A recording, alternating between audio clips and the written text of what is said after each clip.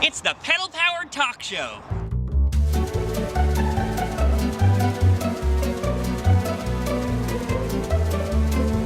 Sponsored by Keen Footwear, with help from Steven Smith Teamaker and Netcase Helmets.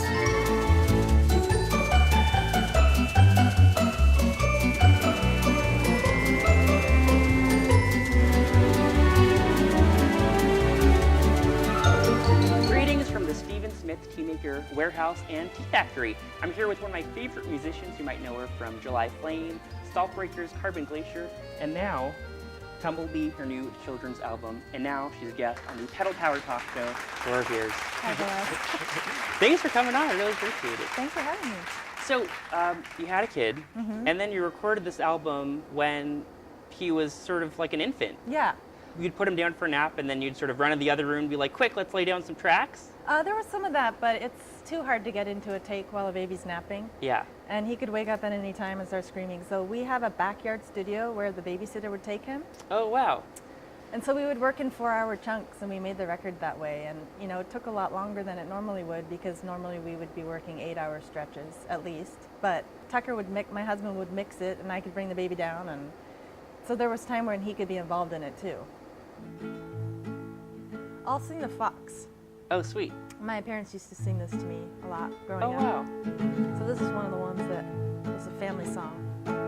The fox went out on a chilly night, and he prayed for the moon to give him light. He had many a mile to go that night before he reached the town. Well, we're at the Tea Factory, and I think we've got some tea that's ready. Oh, good. If you want to take a quick tea break. I would like to. This has just Phil. been exhausting so Yeah. far. And it's funny you talk about sort of the stigma of making a children's album, because I listen to a fair amount of music with my nephews, and some of it's just really lousy. And Yeah. then when you hear something that's good, you almost like feel bad calling it children's music. Right. And you're like, oh no, this is good. This isn't kids' music. Yeah, yeah. We were interested in making something that would not be pandering to the children or dumbed down for adults, and something that would feel like a classic piece of art over time, hopefully. And it was an interesting challenge. Right. Well, I think you succeeded. Thanks. I really enjoyed the album. I listened to it a bunch over the past few days. Thank And you. you really got some awesome collaborators. Yeah. You know, Colin Malloy and Jim James and Bela Fleck. Would you just call these guys up and be like, so we've got this new album in the works? I mean, more or less, yeah. They're buddies of ours, and Yeah. Tucker's been working with them on their own records, and so it's not out of this world to just say, hey, Jim, do you want to sing on this, and email it to him, and he emails it right back. It sounds awesome. Right. So, So he's not even there. yeah, Jim didn't do that.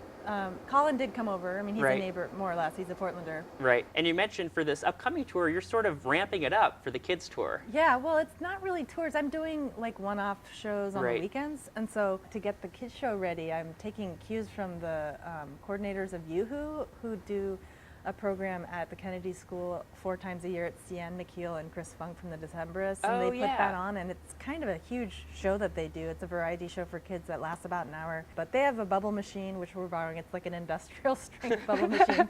It blows bubbles all across the room, and it's like, you know, a machine. It's not Wow. like some guy up there blowing Right. bubbles. Right. Wimpy This little is bubbles. serious bubble These are blowing. bubbles, yeah.